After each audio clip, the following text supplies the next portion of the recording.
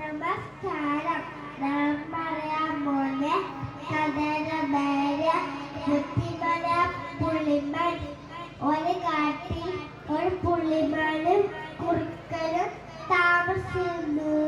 തടിച്ചോർച്ച പുള്ളിമാനെ കാണുമ്പോൾ കുറുക്കന്റെ വായിൽ വെള്ളമൂറും. എത്രയും വേഗം അവനെ അകത്താക്കണം. ഒരു ദിവസം പുള്ളിമാൻ പുഴയിൽ നിന്നും വെള്ളം കുടിക്കുകയായിരുന്നു. ഇത് കണ്ട സൂത്രക്കാരൻ കുറുക്കൻ മായന് മുന്നിലെത്തി.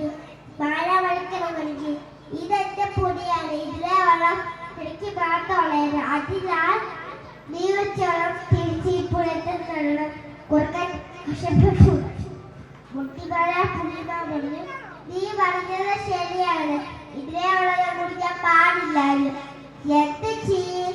കുടിച്ചു പോയില്ലേ? നീ ഒരു കാര്യം, എന്റെ കാലിന്റെ മുഖത്തെ ഒരു കഷ്ണം ഇറച്ചി കച്ചെടുത്തോളൂ. കുറുക്കൻ സന്തോഷമായി.